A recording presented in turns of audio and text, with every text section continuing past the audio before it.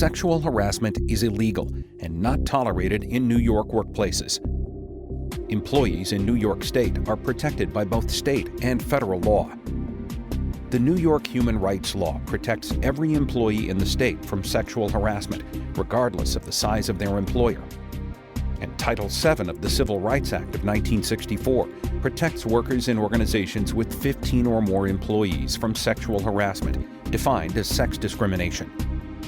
Additionally, employees in New York City who work for employers with 15 or more workers have added protections under the New York City Human Rights Law. The state of New York has a long history of protecting the rights of every employee, and every employer in the state is required to have a zero-tolerance policy toward sexual harassment.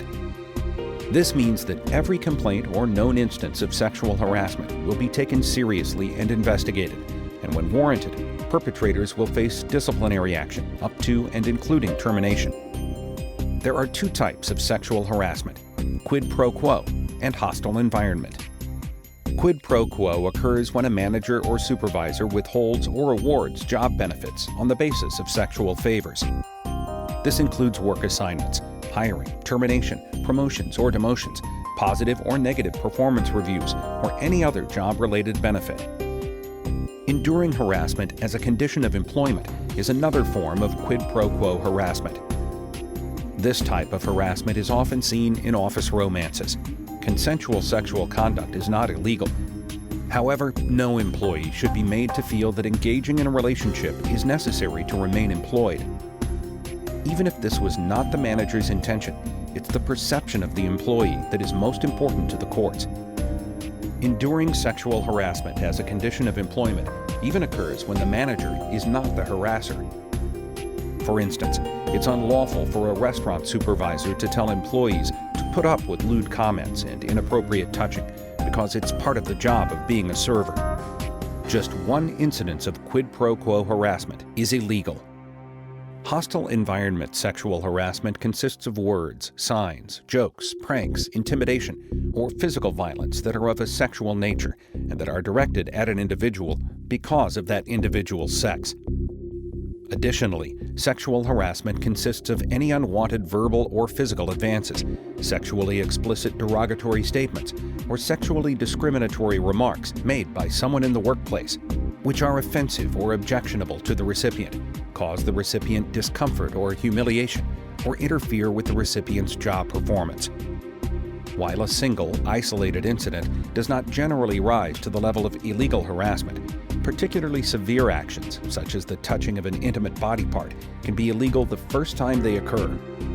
Sexual harassment does not need to be sexual in nature. Harassment, discrimination, or bias based on gender, gender identity, transgender status, and gender dysphoria are covered under sex discrimination, regardless of whether the harassment was sexual in nature. Additionally, employees are protected against harassment or discrimination based on pregnancy, childbirth, or medical conditions related to pregnancy or childbirth.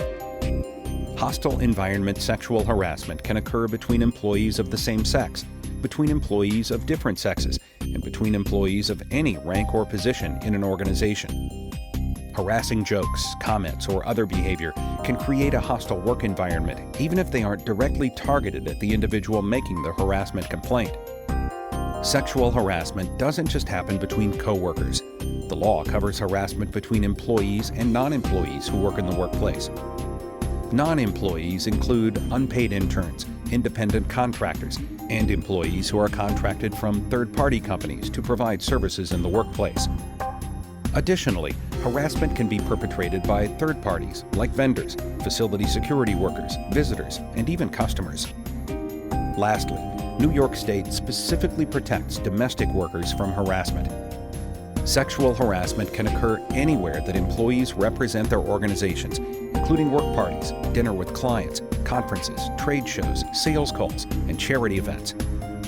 Unlike federal law, which requires illegal sexual harassment to be severe and pervasive, New York law only requires that inappropriate behavior subject the victim to inferior terms, conditions, or privileges of employment. The courts use the reasonable person standard when determining if offensive conduct is illegal.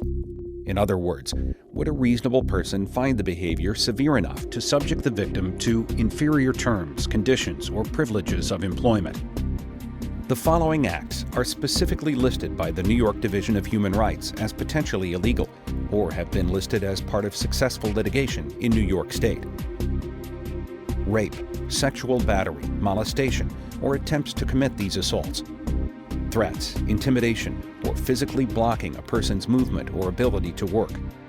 Vandalism of personal or professional property, or other sabotage of an individual's work or ability to do his or her job effectively. Intentional or unintentional physical conduct, which is sexual in nature, such as touching, pinching, patting, grabbing, or either brushing against or poking another employee's body. Requests for sexual favors accompanied by implied or overt threats concerning the victim's performance evaluation, a promotion, or other job benefits. Subtle or obvious pressure to engage in unwelcome sexual activities, unwanted flirting, or repeated requests for dates. Sexually oriented gestures, noises, remarks, jokes, or comments about a person's physical attributes, sexuality, or sexual experience, which are sufficiently severe or pervasive to create a hostile work environment. Yelling, name-calling, and bullying. Long stares and sexually suggestive looks. Gossiping or spreading rumors about sexual topics, or engaging in sexual conversations that are overheard by others. Displaying or posting pictures, posters, calendars, graffiti, objects, promotional material, reading materials, or other materials that are sexually demeaning or pornographic. Sending sexually explicit texts, emails, or instant messages. Viewing sexually based websites and the use of social networking sites for sexually based messages, pictures, or videos. The use of demeaning or offensive names such as honey, sweetie, hottie, baby, girl, boy, or hunk. Offensive gender-based comments or behaviors that demean people simply because of their gender, such as a woman's place is in the kitchen, not the boardroom. Stereotyping people because they don't conform to a gender stereotype, or because they work in a job that has been traditionally held by another gender.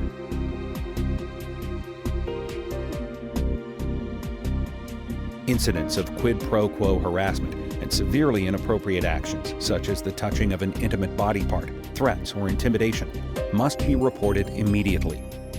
For less serious conduct, it is helpful, but not required, to tell coworkers that their behavior is unwanted. However, employees should report incidents of inappropriate behavior as soon as it occurs. All sexual harassment complaints will receive a prompt and thorough investigation, and the perpetrator or perpetrators will be told to stop immediately.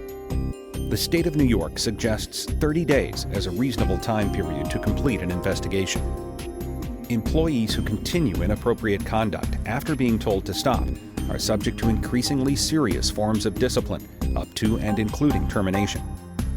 If a complaint is ignored, employees are encouraged to report the harassment to another person in the organization, as outlined in the sexual harassment policy. Managers and supervisors who fail to report a complaint or knowledge of sexual harassment will be subject to disciplinary action up to and including termination. Employees in the state of New York are required by law to cooperate with management in sexual harassment investigations. Although some information must be divulged in the process of investigating complaints, confidentiality is guaranteed to the greatest extent possible. If it's determined that harassment occurred, prompt and effective corrective action must be taken. Remedies for the victim may include reinstatement, wages for unpaid time off, or restoration of sick leave and vacation time. If job benefits were lost because of the harassment, they should be awarded. For example, if a victim was passed over for a promotion due to harassment, an appropriate remedy would be receiving the promotion and back pay equivalent to what would have been earned in the new position.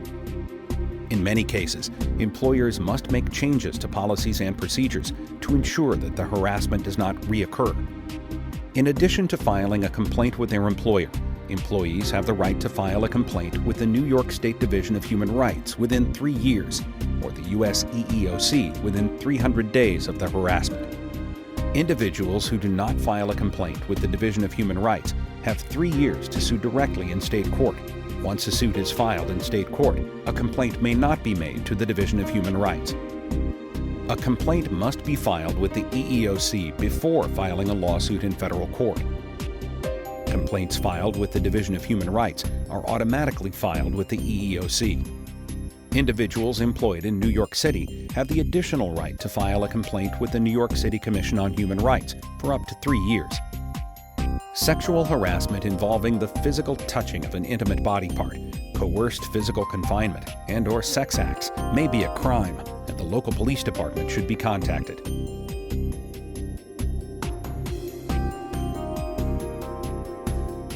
Bystander intervention is a critical element of sexual harassment prevention. When coworkers speak up, harassment is far less likely to occur. Bystander intervention does not have to be confrontational. Talking to an individual in a private setting and in a calm, non-confrontational tone is usually a more effective approach. Rather than condemning the individual's behavior, ask questions.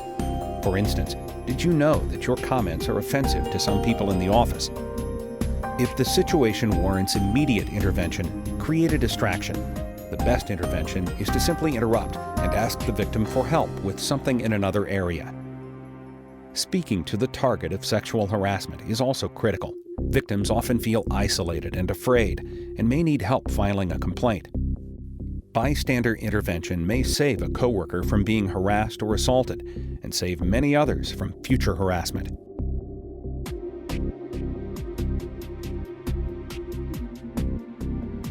It's illegal to retaliate against employees for making or participating in a harassment complaint. The New York human rights law protects any employee who has participated in a protected activity. A protected activity occurs when an employee has filed a formal written complaint of sexual harassment, either internally with management or human resources, or with any anti-discrimination agency, testified or assisted in a proceeding involving sexual harassment, either in a court of law or before the Division of Human Rights, opposed sexual harassment by making a verbal or informal complaint to management, or by simply informing a supervisor or manager of harassment, complained that another employee has been sexually harassed, or encouraged a fellow employee to report harassment, opposed discrimination in any manner.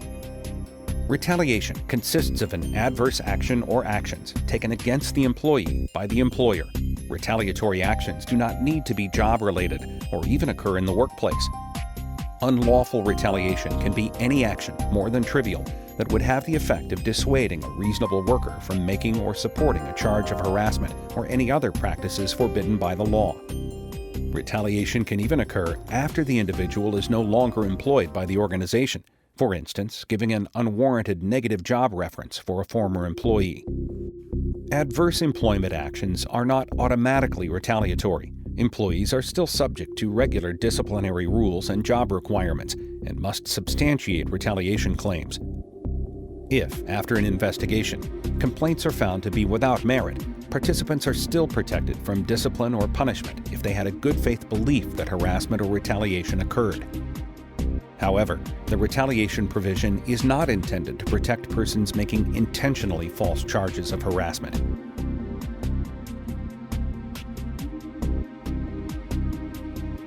Both harassment and retaliation can result in disciplinary actions, including written warnings, suspension, demotion, and termination. Sexual harassment often affects future career advancement and may even hamper the ability to be hired by another organization.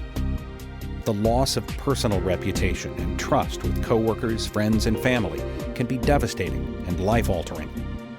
What can you do to prevent sexual harassment? It's simple.